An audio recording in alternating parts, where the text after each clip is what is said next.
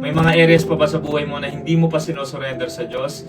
Maaring relasyon, pera, trabaho, kung ano man yan. Ito ang reminder para sa iyo. Commit everything you do to the Lord. Trust Him and He will help you.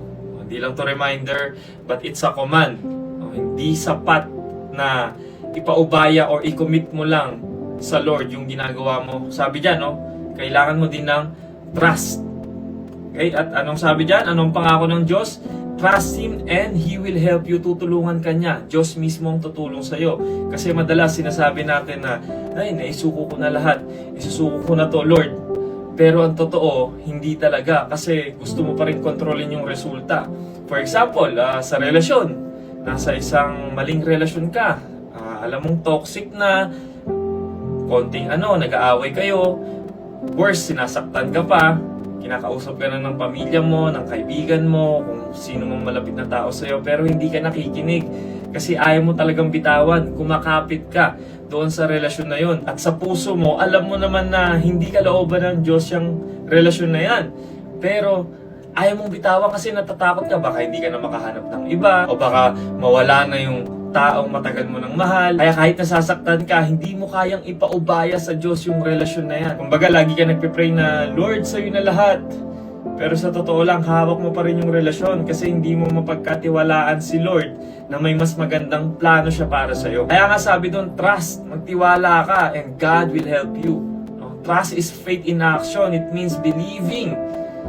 Even when you don't understand, you believe that God is working for your good. Romans 8:28, di ba? All things work together for good for those who love God. Maaaring laging hindi ayon sa gusto natin yung way ng Lord, ng pagtulong niya, pero tiyak, sigurado na yun yung pinakamainam sa atin at yun yung kailangan natin. Kaya itong verse na to, nire-remind tayo that the secret of peace is not in having control, but in letting go. Kasi the more na nagkikling tayo, the more na hinihigpitan natin yung hawak sa mga sariling plano, sariling kagustuhan, sariling resulta, the heavier life becomes. But the more we release them into God's hands, the lighter we walk. Mas nagiging magaan yung lakad natin. So I want you to ask yourself this question po. Tanungin nyo yung sarili nyo.